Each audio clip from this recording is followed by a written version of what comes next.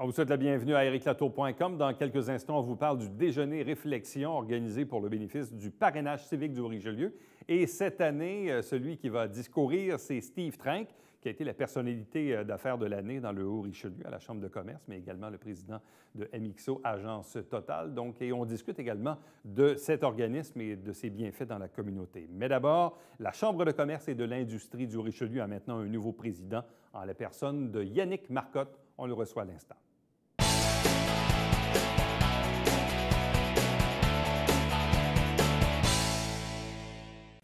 La Chambre de commerce et de l'industrie du Haut-Richelieu a maintenant un nouveau président en la personne de Yannick Marcotte. Il est avec nous.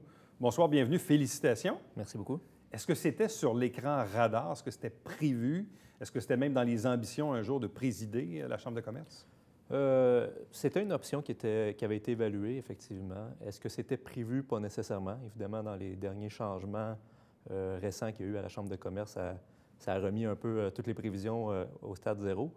Mais quand Michel Milot a accepté le poste de directeur général de la Chambre de commerce, assez rapidement, on a envisagé ma candidature. Donc, les lumières se sont tournées vers vous parce qu'il y a un peu une espèce de tradition à la Chambre. Parce que, bon, généralement, les présidents ont des mandats d'1 an, mais généralement, la tradition veut que la personne est là pendant 2 mandats maximum. Tout à fait. Mais la tradition veut aussi que la personne qui occupe la vice-présidence devienne le président à la suite de l'autre. Exact. Or, dans ce cas-ci, c'est en principe Michel Milot qui devait succéder à Audrey Bogmans. Exact. Sauf que Michel, finalement, ayant accepté la direction générale, là, bien, le jeu a un peu changé. Oui, tout à fait. Puis on a fait un petit peu différent de la tradition normale. Au lieu de l'envoyer à la présidence, on l'a envoyé directeur général.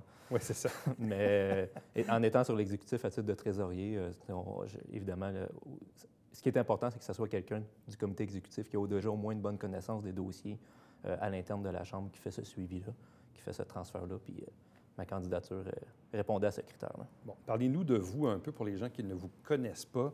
Qui êtes-vous? Vous œuvrez dans quel domaine? Quel est votre champ d'expertise? Pourquoi vous militez à la Chambre? OK. D'où je viens? Je suis comptable agréé, maintenant comptable professionnel agréé de formation avec une maîtrise en fiscalité. Je viens originairement de Sherbrooke, mais j'habite à Saint-Jean-sur-Richelieu depuis 10 ans maintenant environ. J'ai travaillé comme fiscaliste pendant environ 12-13 ans chez Raymond Chabot Grant Thornton. Les dernières années ici à Saint-Jean-sur-Richelieu, c'est là que j'ai appris à connaître le milieu du monde des affaires dans la région. J'ai quitté il y a 2 ans Raymond Chabot pour une entreprise qui s'appelle Caron Capital, qui est une société privée d'investissement. Et également, j'ai parti au même moment mon entreprise personnelle qui est Services fiscaux YM, donc une entreprise de services de fiscalité. Bon. Et qu'est-ce qu'un comptable vient faire sur le conseil d'administration d'une chambre de commerce? En quoi c'est intéressant pour vous de comprendre et de connaître le milieu d'affaires de la communauté? Bien, évidemment, au tout début, c'est surtout un objectif de connaître le milieu des affaires parce qu'en étant un professionnel en comptabilité, on veut développer son réseau, développer sa clientèle.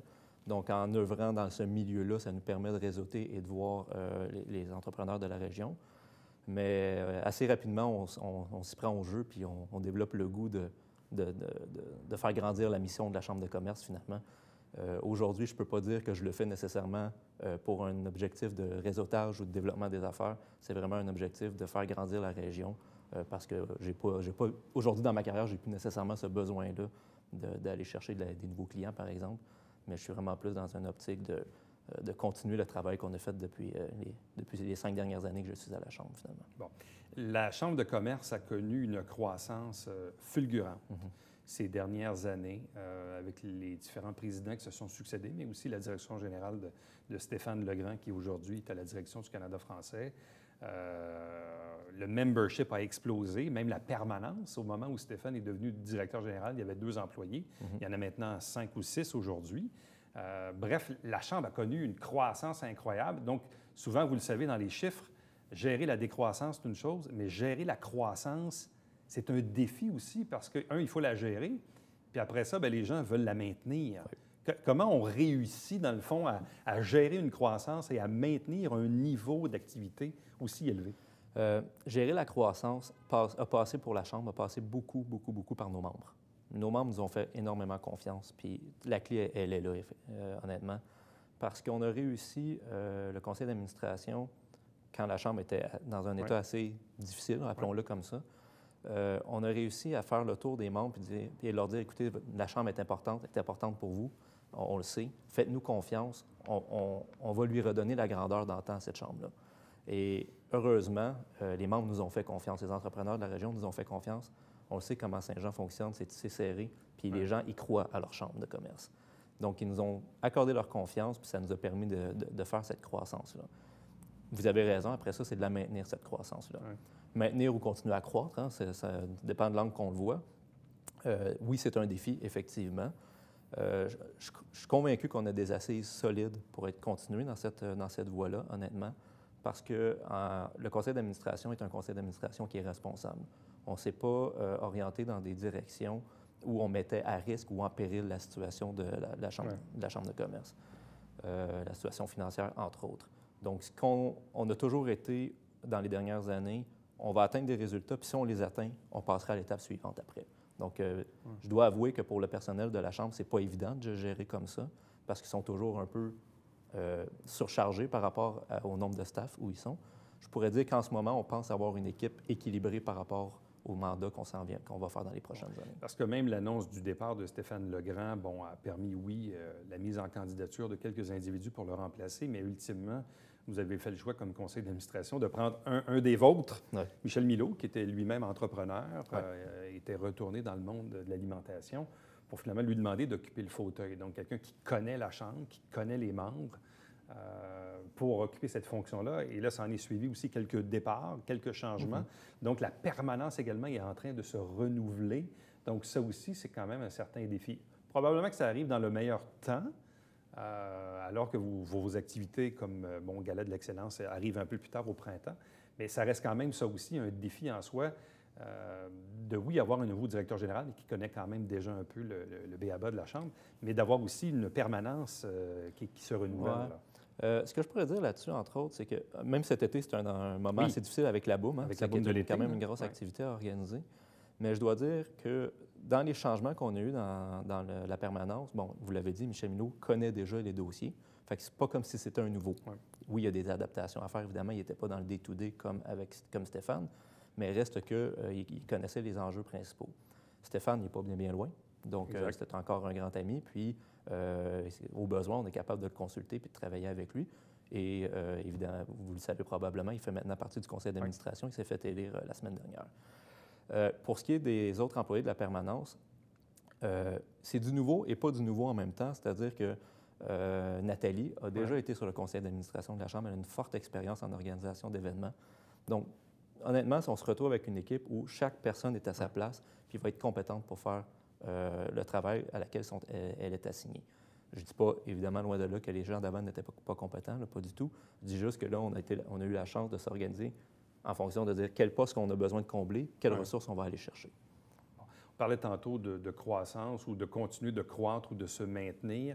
Quelle est votre vision future de la Chambre de commerce à court, moyen ou long terme? Parce que quand on regarde les 30 dernières années, et on le sait, une chambre de commerce, c'est jamais plus forte que son propre conseil d'administration. Puis ça fluctue parfois. Il y en a qui s'en occupent plus, il y en a qui s'en occupent moins. Donc, sur 30 ans, je me rappelle souvent de ce débat-là. La chambre de commerce, c'est fait pour réseauter. D'autres présidents ont dit non, la chambre doit aussi faire du lobby, défendre ses membres, puis parfois, oui, prendre des positions plus politiques. C'est plus délicat quand on joue sur le terrain de la politique. Quelle est votre vision de ce que la chambre devrait être et continuer d'être dans les prochaines années? Je veux donner 3 grands axes à la Chambre pour les prochaines années. C'est quelque chose qu'on a déjà commencé à faire, qui est même déjà pas mal en place, mais je veux poursuivre dans cette direction-là. Évidemment, oui, c'est un organisme pour faire du réseautage. On ne se le cachera pas, évidemment, on a plusieurs activités de réseautage. Les membres ont besoin de ça pour créer des liens, puis ils sont contents de se voir aussi dans les événements. Fait que ça va toujours être, puis ça va continuer de cette façon-là. Oui, l'aspect représentation de nos membres, je suis convaincu que c'est un aspect très important dans l'environnement, comme par exemple les négociations de l'ALENA, l'année passée, les réformes fiscales, la gestion de l'offre qu'on parle en lien toujours avec l'ALENA. Je pense que c'est toujours une bonne idée d'être là pour représenter les membres de notre région. Parce qu'évidemment, les membres ont d'autres véhicules pour se faire représenter souvent, mais il n'y en a pas nécessairement tant que ça pour représenter une région dans son ensemble, comme la Chambre peut le faire. Puis avec la force des membres qu'on a, donc entre autres le nombre de membres, on peut dire qu'on a une bonne écoute généralement là, quand on se présente quelque part pour faire des représentations. Pensons entre autres à la Fédération des chambres de commerce. On en est un membre important. Donc voilà pour le deuxième axe. Donc oui, représentation. Oui. Troisième axe, un aspect de voir à la prochaine génération. Okay. Donc on travaille très fort avec notre aile jeunesse. On a fait des changements à nos règlements généraux récemment qui ont fait en sorte que maintenant, notre aile jeunesse avait 2 sièges sur le conseil d'administration. Ils en ont maintenant 3. Et le président de l'aile jeunesse est maintenant aussi sur le comité exécutif. Donc, on veut leur donner un peu plus de place sur le conseil d'administration, plus d'expérience. Le président de la jeunesse, qui est Jonathan Scarfo, en siégeant sur le comité exécutif, va être en mesure de voir comment ça se passe sur un comité exécutif d'une chambre comme la Chambre de commerce. Donc, nous, on est convaincus que ça va les aider à progresser encore plus à travers la Chambre et nous remplacer éventuellement, évidemment. Ça passe par ça, mais ça passe aussi par le support au niveau de leurs activités. C'est une gang extraordinaire. Ils développent plein de choses. 54 Chrono est une activité extraordinaire. Donc, il faut continuer à les appuyer là-dedans et les supporter. Bon. Il y a un autre truc qui a souvent été évoqué de part et d'autre. Chambre de commerce, conseil économique, office du tourisme, société de développement, le département du développement économique à la ville de Saint-Jean, de dire il faudrait, là, nous autres, à Saint-Jean, avoir un guichet unique. Parce que parfois, quelqu'un qui veut investir, ne sait pas trop qui peut l'aider. C'est-tu le centre d'aide aux entreprises, c'est-tu le conseil économique, c'est-tu vous autres, c'est-tu la ville? Des fois, on ne sait pas trop. Est-ce que ça, c'est un vœu pieux ou c'est parce qu'il faudrait que quelqu'un prenne le leadership de ça un jour? Mais est-ce qu'on devrait, comme région, avoir une espèce de porte d'entrée, de guichet unique? Bon, je vous avais dit qu'il y avait 4 grands axes que je voulais donner. Ouais, c'est le quatrième. C'est le quatrième. C'est travailler avec les organismes de la région, les organismes économiques. Est-ce qu'on parle d'un guichet unique? Peut-être oui. Ça dépend de la définition qu'on va donner, peut-être un guichet unique, mais c'est certain qu'il faut travailler en grande concertation avec ces organismes-là. Je faisais tantôt référence à nos changements de nos règlements généraux. Entre autres, dans les changements, on avait, nous, 2 sièges cooptés. Un siège pour le conseil économique et un siège pour le centre d'aide aux entreprises. On a fermé ces 2 sièges cooptés-là. Et il ne faut pas le percevoir comme étant un désaveu envers ces organismes-là ou dire on ne veut plus travailler avec eux, et c'est plutôt le contraire. Avec le conseil économique, on a développé un agenda où à tous les mois, les présidents et directeurs généraux se rencontrent. Donc, on va avoir des rencontres mensuelles pour discuter des dossiers qui sont en cours et coordonner les efforts des 2 organismes ensemble. Centre d'aide aux entreprises, on va travailler avec notre aile jeunesse pour créer une espèce de comité de relève d'entreprise ou de formation de la jeunesse et on va travailler en concertation avec cet organisme-là. Donc, on veut travailler dans un angle complètement différent parce que siéger sur un conseil d'administration, des fois, ça devient aussi juste un peu de l'administratif. Est-ce que c'était la meilleure façon pour les 2 organismes de travailler ensemble puis d'être au courant dans la meilleure aptitude? Moi, je suis convaincu que non, en fait. Donc, de cette façon-là, on a déjà commencé, en fait, en septembre dernier avec le conseil économique, puis ça semble être très prometteur. Yannick Marcotte, merci beaucoup. Bon mandat. Merci beaucoup. Reste avec nous, puisqu'au retour, on reçoit d'ailleurs la personnalité d'affaires du dernier gala de la Chambre de commerce, Steve Trinck, qui cette année est l'invité du déjeuner réflexion du parrainage civique.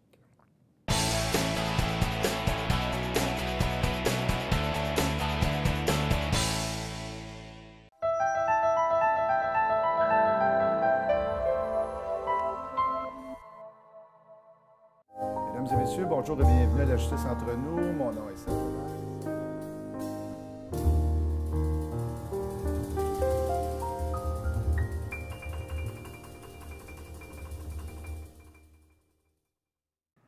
Salut, ici Alexandre Baudouin. Et François Trépanier. François, cette semaine à Sport Express, entre autres, on parle du Tour de force. Oui, avec Michel Houle et Jean Deslauriers de l'Éclusier et Alexandrine Coursault avec nous. Oui, monsieur, de la belle jeunesse, on parle triathlon et vélo. Manquez pas ça.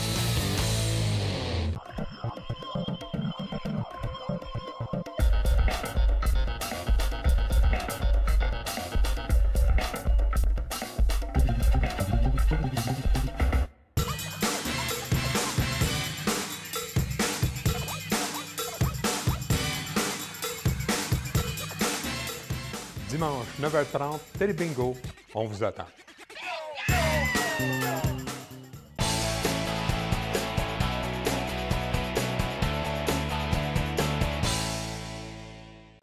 Le parrainage civique du Haut-Richelieu est à préparer dans quelques semaines son prochain déjeuner réflexion, plus précisément le vendredi 12 octobre en matinée, 7h30 à 9h au Qualité Hôtel de Saint-Jean-sur-Richelieu, avec comme invité cette année Steve Trank. Deux invités pour cette entrevue. D'abord, la directrice générale par intérim du parrainage, Sarah Ducas. Bonsoir. Bonsoir. Accompagnée de Steve Trank, président de Mixo Agence Total, qui est un peu le point de mire cette année du déjeuner réflexion. Bonsoir et bienvenue. Merci. Sarah Ducas, une première question toute simple. Qu'est-ce que fait le parrainage civique? C'est un organisme qui existe depuis longtemps, qu'on connaît. On connaît un peu le nom, mais la mission de l'organisme, ce que fait l'organisme, peut-être nous décrire un peu en quelques lignes ce à quoi ça ressemble. Alors, le parrainage civique a pour mission de favoriser l'inclusion et l'intégration sociale des personnes qui vivent avec une déficience intellectuelle, un trouble du spectre de l'autisme, une déficience physique ou un trouble de santé mentale par le biais d'un jumelage avec un citoyen bénévole. Donc, ce sont des bénévoles qui accompagnent ces personnes de tous âges, autant des plus jeunes que des adultes aussi. Oui, on en a, ça va de 5 ans à 83 ans environ. Là, donc, on a vraiment, on touche tous les âges. Bon. Et à chaque année, le parrainage, si je me trompe, ne fait qu'une seule activité bénéfice, qui est le déjeuner réflexion. Tout à fait. Bon. Et qu'est-ce qui fait que cette année, votre choix s'est tourné vers Steve Trank? Bien, écoutez, avec tout ce qu'on a entendu récemment, encore la semaine passée, je crois, Steve avait été nommé sur le top 500 des entreprises qui pouvaient enregistrer la plus haute croissance, et ça, la 3e année consécutive, sans compter que Steve a été nommé personnalité d'affaires de la Chambre des commerces 2018. Donc ces raisons-là vous ont convaincu? Oui, c'est ça. Ça donnait quelqu'un qui a quand même un bon réseau à exploiter. Ce qui est toujours utile. Ça, c'est une pression pour remplir la salle. Ça, c'est un petit message codé. Oui, ouais, je pense que je l'ai compris. Puis Steve, quand on t'a approché, c'était quoi la réaction? Bien, j'ai été un peu surpris parce qu'un peu comme monsieur et madame tout le monde, le parrainage civique, je vais vous dire, je connaissais ça dans le journal, dans le Canada français, on voit toujours ça. On cherche des parrains on cherche des parrains, des marraines. Tout ça. Bon, mais la mission première était un peu méconnue pour moi. Puis aussi, j'étais habitué de donner des conférences sur l'entrepreneuriat, puis je voyais au départ pas nécessairement le lien direct, mais à force de discussion, puis en me renseignant sur le parrainage civique, bien, j'ai vu des liens entre la vie des entrepreneurs, comment on peut être épaulé pour évoluer dans notre carrière et dans nos aspirations, et le travail que le parrainage civique fait au niveau des maillages qui sont faits entre des parrains et des filleuls. Bon.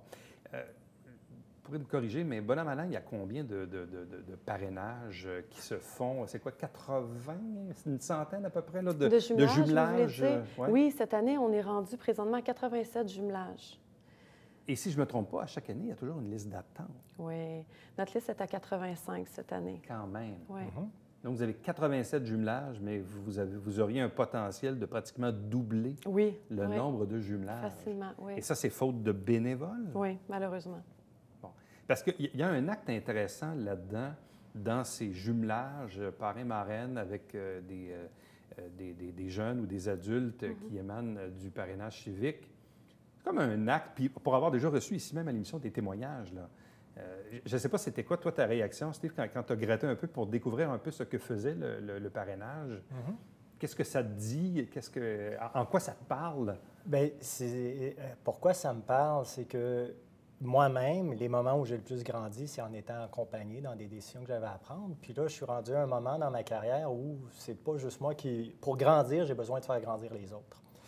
Que ce soit en accompagnant des jeunes entrepreneurs et tout ça, mais ça peut être aussi en accompagnant des gens qui, dans ce cas-là, sont différents. Donc, la mission du parrainage, c'est de favoriser l'inclusion parce que s'ils restent dans leur petit milieu, bien, leur niveau de conscience par rapport à leur existence demeure leur famille, demeure leurs proches. L'idée du parrain, c'est qu'il te permet de découvrir autre chose. Et je vois de grandes analogies, comme je le disais tantôt, entre ce qui s'est passé, où mes niveaux de conscience sur le monde des affaires étaient grands comme ça, puis éventuellement, il est devenu grand comme ça parce qu'il y a des gens qui m'ont fait découvrir d'autres facettes de la vie. Qu'est-ce qu'on veut comme type de témoignage? Parce que pour avoir assisté à quelques reprises dans les 30 dernières années à des déjeuners réflexion, comme dit Steve, tu es habitué de donner des conférences, puis de la formation, des ateliers, etc. Mais souvent, on demande un peu, ça le dit, c'est un déjeuner réflexion. Donc, vous demandez un peu à vos invités de se livrer un peu. Oui, bien, de prendre conscience des actes qu'ils posent à tous les jours. de voir l'ampleur de ce qu'il pourrait poser, ce que ça pourrait donner concrètement d'avantage à quelqu'un d'autre, de partager. C'est du partage, là. Oui. Ouais. Bon. Et Steve, bon, est-ce que tu as déjà vécu le syndrome de la page blanche? Pas vraiment? Non. Et là, dans ce cas-ci, En tu dis, fait- OK, là, moi, j'ai un discours à prononcer, c'est un déjeuner réflexion. Il faut que je m'ouvre un peu sur moi, c'est un peu personnel. Parfois même des traits un peu de psychologie humaine à travers ça. Qu'est-ce que tu veux livrer comme réflexion, comme message? Qu'est-ce que tu veux partager aux gens qui vont aller t'écouter ce matin-là? Bien, je veux dire, tout d'abord, avant même de parler de ça, moi, j'ai eu comme un grand syndrome de l'imposteur quand on m'a invité. Pas nécessairement quand on m'a invité, mais quand j'étais voir le site Internet et dans lequel j'ai vu les anciens conférenciers. T'as Et vu quand la j'ai liste vu un le peu? cardinal Paul-Émile Léger, j'ai dit « Hop là! » OK? J'ai un grand défi qui m'appelle. La juge Ruffo. Ah on oui, ça pourrait- fait la que là, liste est j'ai longue, dit, ouais. OK, qu'est-ce que ça va être? Mais pour répondre à tes questions sur la réflexion puis de me livrer, moi, je suis un livre ouvert. Ceux qui me connaissent, là, comment je me sens, pas nécessairement dans une situation, mais où est-ce que je veux aller, j'ai compris dans les dernières années que c'est en mettant nos émotions puis nos aspirations de l'avant qu'on réussit à atteindre ses objectifs. Et si on demeure des gens de glace avec des objectifs très pragmatiques, ben les gens, s'ils n'adhèrent pas à nos valeurs, ben ils ne travailleront pas avec nous. Mais déjà, pour avoir assisté à quelques-unes de tes conférences, tu abordes même dans tes conférences l'aspect de la santé physique, la santé mentale, la santé financière également. Bref, tout ce qui vient impacter l'humain qui est derrière l'entrepreneur, derrière celui qui a une idée, qui veut faire grandir. Donc, c'est déjà des volets que tu traites un peu parfois en conférence. Oui, déjà, parce que c'est ce qui m'anime. Puis, avant même d'être entrepreneur puis de démarrer mon entreprise, j'ai toujours eu en tête de laisser une trace positive sur Terre. Mon entreprise est un levier pour réussir à faire ça. C'est comme ça que je peux m'exprimer dans le monde des affaires.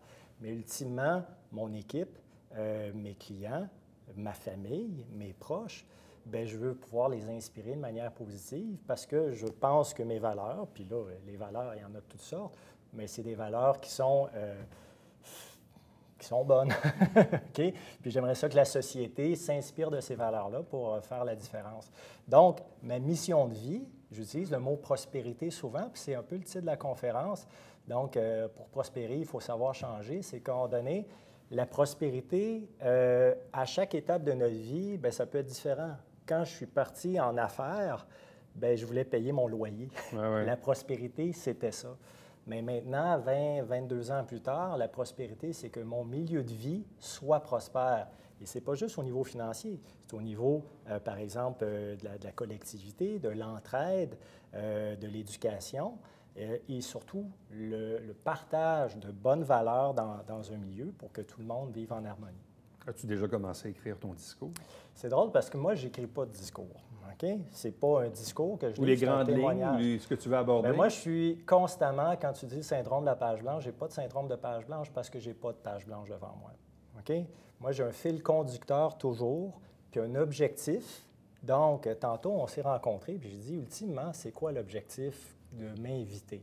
Bon, bien, on a besoin de parrains, puis si je le comprends, c'est tout à fait louable. C'est une activité de financement.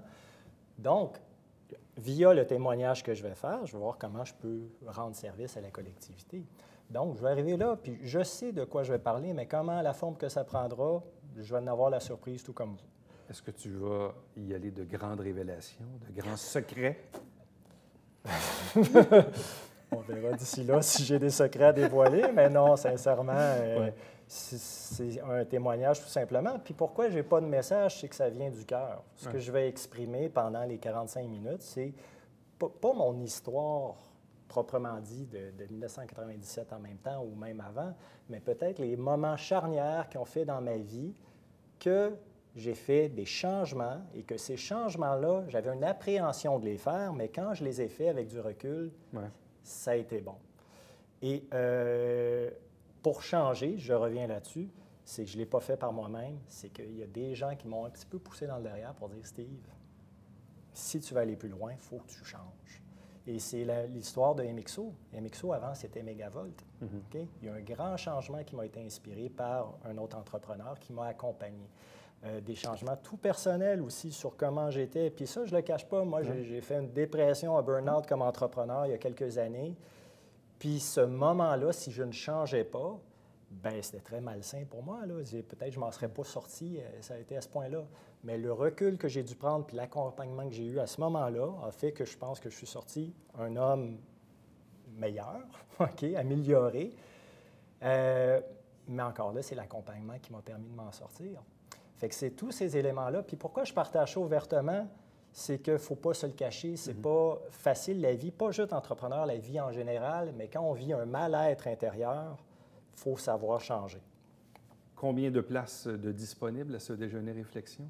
Alors, on a 320 places de disponibles. 320 places. Donc, vendredi 12 octobre, 7h30 à 9h. Si les gens veulent se procurer les billets, comment doivent-ils le faire? Ils peuvent contacter au bureau du parrainage civique au 450-347-8091. Bon, et les gens ont jusqu'au 12. Est-ce que les gens peuvent en acheter le matin même ou c'est plus difficile? Non, on aimerait mieux que ça soit fait à l'avance. Oui, les organisateurs aiment mieux ça. Puis il y a le site web aussi, entreamis.ca. Oui. Tout à fait, qu'on peut acheter les billets en ligne. C'est un autre moyen. Puis il y a Ben, des tables à vendre. Amis des entrepreneurs, tables à vendre. je vous lance le défi. Okay? Achetez des tables. Je veux vous voir en grand nombre. Bon, bien, l'invitation est lancée, donc on ira faire un tour. Donc, ce déjeuner réflexion du parrainage civique. Merci beaucoup. Merci beaucoup. Merci. Restez avec nous. Au retour, on vous présente le Babillard quotidien.